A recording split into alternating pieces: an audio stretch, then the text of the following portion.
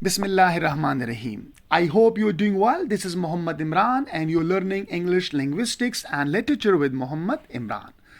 As you can see on the screen, our today's topic, conversational principle, cooperation.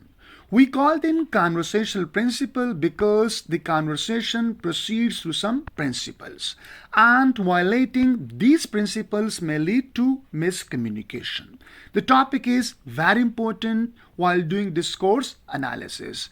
This lecture appeals both type of learners. First, those who want to prepare themselves for examination, BS English students, and those who want to conduct their research in the field of discourse analysis. So let's begin our today's lecture, Conversational Principles. Paul Grice. The idea that conversation proceeds according to a principle known and applied by all human beings was first proposed in a limited form by philosopher Paul Grice, 1975. So, who is the pioneer of this idea, conversation principle? That is Paul Grice. He introduced the idea in 1975 in a limited form, who put forward what he described as the cooperative principles. He called them cooperative principles.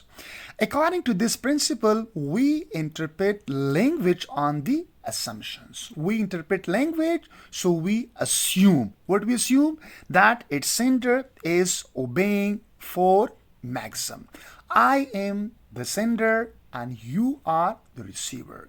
So I'm doing what I am assuming, and I am obeying four-man principles or four-man maxim. We assume he or she is intending to. So the speaker has in mind that he or she is obeying the four maxims. So what are those four maxims? Let's discuss one by one. These are the four maxims. The first maxim, according to Paul Grice, is the maxim of quality. By maxim of quality, he means be true. So whatever you say, you should tell truth. You shouldn't lie, because lie will lead to miscommunication. The second maxim, according to Paul Grice, that is the maxim of quantity. By maxim of quantity, he means be brief. You shouldn't say more than what is required, and you shouldn't say less than what is required. So you should say what is required in the situation, not more, not less. This is known as maxim of quantity. The third maxim, according to Grice, that is the maxim of relevance. You have to be relevant. You should be relevant. You don't go irrelevant. What is asked from you, you should say what is required. Be relevant. And the last maxim, the fourth maxim, is known as the maxim of manner. That is the way you're saying something. So you need to be clear, right? You don't have to be ambiguous. So this is okay, the maxim of manner. We will explain one by one in detail now. Let's begin.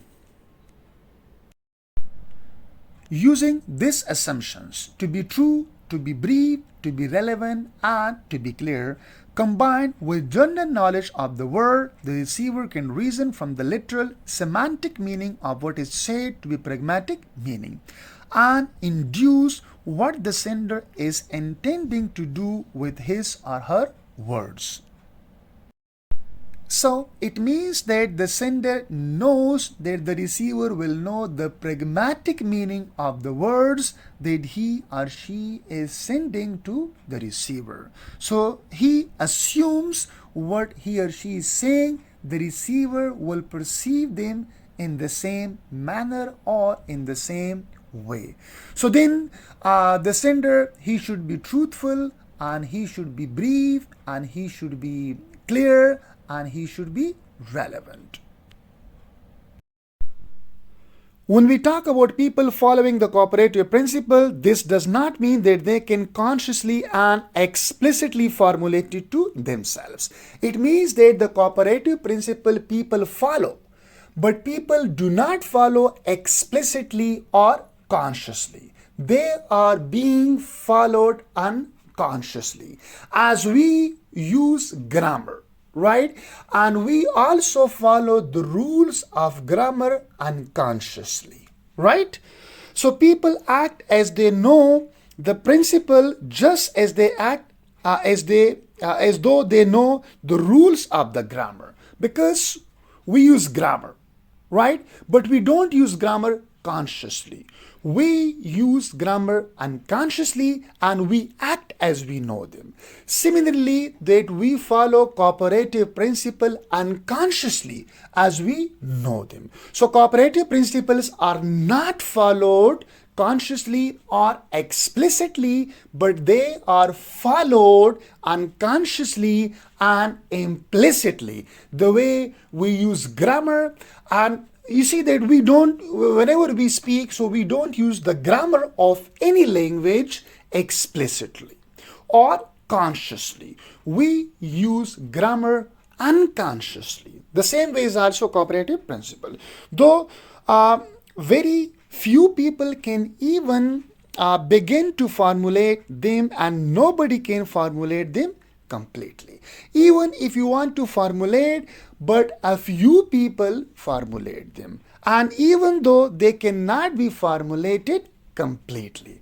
So overall, the summary of this slide is that people do use cooperative principle as they know it, but they use cooperative principle unconsciously and explicitly, and they act as they know cooperative principle. As we use grammar implicitly and unconsciously, and we act as we know the rules of grammar. So this is all about this slide. First, we will talk about the maxim of quality. We introduce what is maxim of quality. Now we will discuss in detail by giving example. This maxim requires that we only give true information for which we have evidence. We can't lie. We have to provide true information that we have evidence. Now, make your contribution one that is true and specifically. So two things, okay, we learn here that we have to provide such information that we have evidence. And second, make your contribution the one that is true, not false. This is called then maxim of quality. So do not say what you believe to be false. If you believe, if you think that something is false or something is untrue, do not say it, because it will lead to miscommunication. Okay, and do not say for which you lack adequate evidence. If you don't have enough evidence, enough knowledge about something, don't say it, right? So you don't have to be false, and you don't have to state something for which you lack in information. You have inadequate information, right? For example, in a conversation, you ask me that how many plays did Shakespeare write? And I answered that he wrote 30 plays. So this is false information. Whatever I'm saying, that is not true, right? And I have lack of adequate evidence, information. So rather, I should search first that how many plays he wrote, and then I should answer. So this is the example of maxim of quality, that you should be true and you should not lie, and if you don't have adequate information, don't say something. Here we have an example of maxim of quality. A is asking, who won the match yesterday? B answers, Manchester did. So B answers is based. Here we have an example of the maxim of quality. A is asking, who won the match yesterday? B answers, Manchester did. So B answer must be based on some evidence. B knows that who won the match. Therefore, he says Manchester did. Let's comment on it. Assuming that B is cooperative and provides information for which he has evidence, his reply is true and therefore Manchester won the match. Otherwise, B would have provided a different answer. So if B didn't know, so he shouldn't say that Manchester did. So B knows the answer. B has evidence. That's why he says Manchester did. So here the B answer fulfills the maxim of quality. Right? Here we have another example of maxim of quality. So boy is asking, how old are you? And the girl is replying, I am 200 years old. Is it possible that someone can be 200 years old these days? Not possible, right? So we can clearly see that the receiver has violated the maxim of quality by lying. So you shouldn't lie. You should provide accurate information and you should be true in your statement. Now the next maxim is the maxim of quantity. You shouldn't say more than what is required and you shouldn't say less than what is required. Let's discuss it. This maxim requires that we only give true information for which we have evidence. Now here we have the example of the maxim of quantity. Let's discuss it. A saying, I have run out of petrol. B says there is a petrol station round the center. Now as far as the speaker knows, in the first example we notice that the B provides intended information to A, and this is technically called implicator. So the B believes what he says, the A will perceive in the same manner.